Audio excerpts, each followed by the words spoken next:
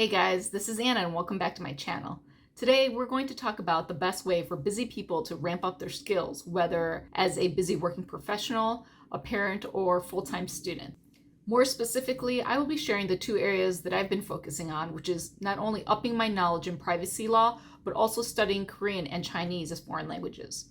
I've provided timestamps below for those that are interested in just either the CIPP privacy exam portion or for the language portions for those that are interested in only language acquisition tips and strategies. For those newer to my channel, I was working as an in-house commercial attorney until December of last year. Taking a break, now I'm working towards earning a certification in privacy called CIPP-US.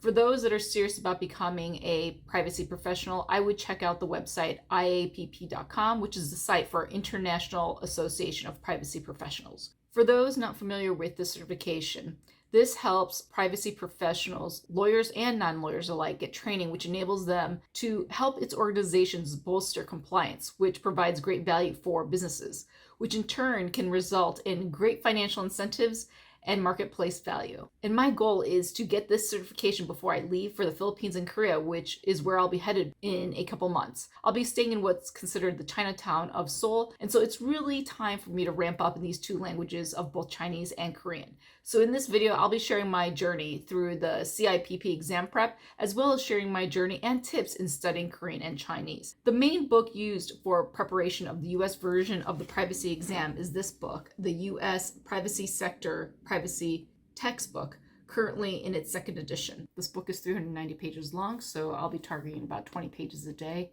so that I would finish this book in about 20 days. Wish me luck.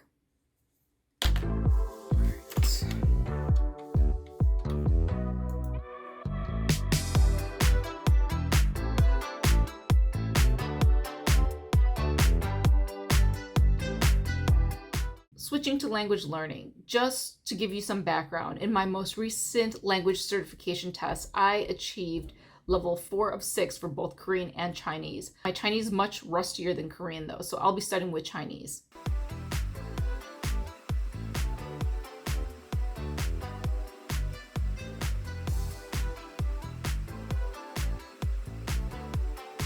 "我和他都不去。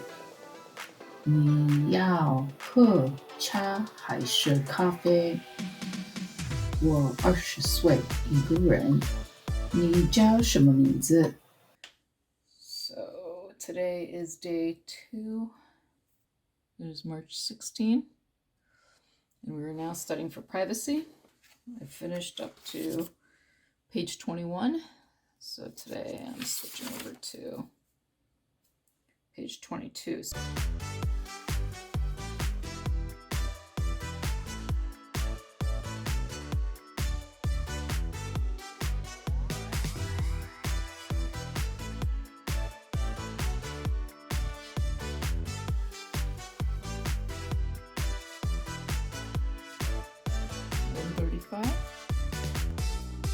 Another 121 pages. Messed up.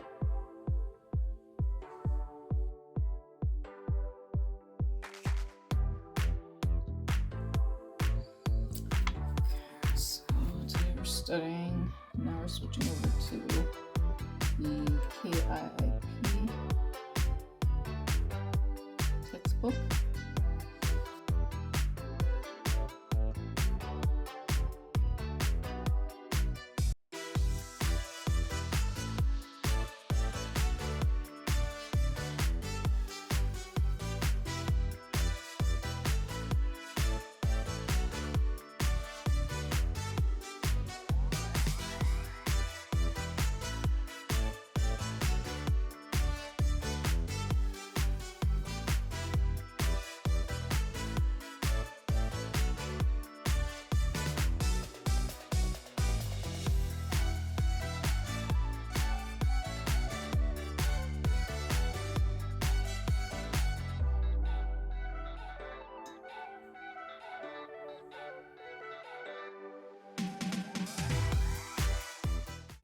All right, guys, we are now at day 4 of studying. So I'll be starting again with the privacy book here. I ended up on page 42 of the textbook. So today the goal is to get to the end of chapter 3.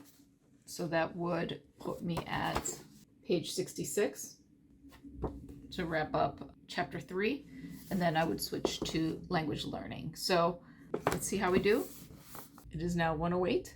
So we'll see how far we get. I think one of the things that really helps in the studying process is to really just break out the studying in chunks. So as you know, that I've been really trying to achieve going through about 17 to 20 pages a day, so that by the end of 20 days of studying this textbook, which is the primary textbook for prepping for the US privacy exam, would be completed within the end of 4 weeks.